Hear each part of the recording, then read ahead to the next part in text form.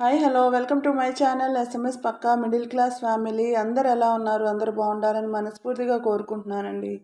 ఇంకా ఈ వీడియో తీసి కూడా చాలా రోజులు అయిపోతుందండి. షార్ట్గా అయితే చిన్న బిట్ అయితే అప్లోడ్ చేశాను, కానీ అసలు ఫుల్ వీడియోస్ అసలు అప్లోడ్ చేయట్లేదు.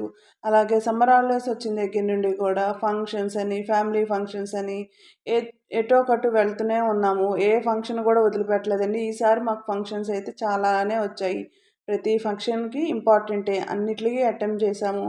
ఇకపోతే ఈ వీడియోలోకి వెళ్తే, ఈ మామిడికాయలని చిత్తూరు కాయలు అంటారు, కలెక్టర్ కాయలు అంటారు, మరి తూతాపూరి అని కూడా అంటారు.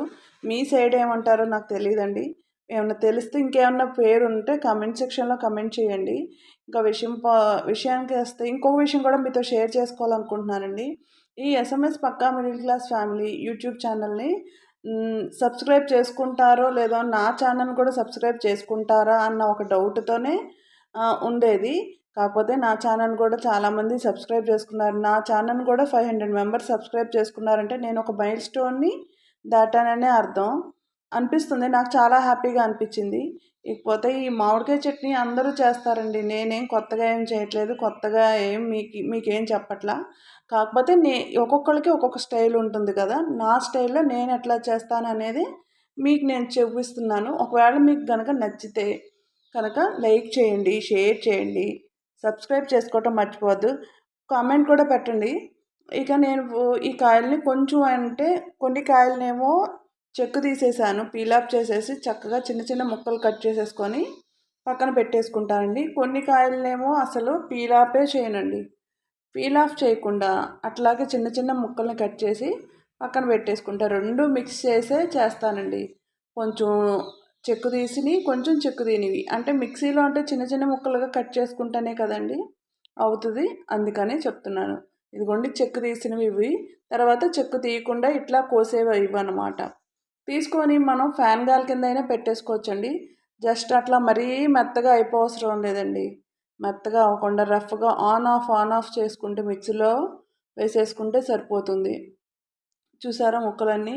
నాకు నేను చెప్తున్నానే తప్ప ఈ మామిడికాయల పులుపుకి ఎవరికైనా నోరు అనేది ఊరుతూ ఉంటుంది కదా.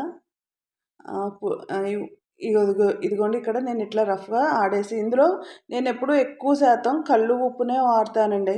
కళ్ళు ఉప్పు అన్నా రాక్ సాల్ట్ అన్నా మీకు తెలిసిందే కదా. నేను పసుపు కూడా వేసేసుకుంటున్నాను. పసుపు, కారం కొంచెం కొంచెంగా వేసేసుకొని ఫైనల్గా మొత్తం ఒకేసారి కలిపేస్తానండి. కలిపిన తర్వాత మొత్తం పచ్చడి మొత్తం కలిపేసుకున్న తర్వాత మనకి పచ్చడి కలర్ అయితే ఇట్లా వస్తుంది. ఎల్లుల్లిపాయలు కూడా వేసేసుకుని చూసారా ఈ కలర్కి వచ్చింది.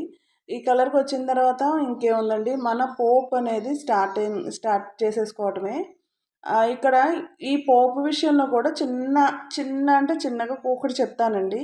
మనం చాలామంది ఇట్లా మామిడికాయ పచ్చడి చేసుకున్న వెంటనే తాలింపు చేసేసి ఇంకా చట్నీలో పోసేస్తారు.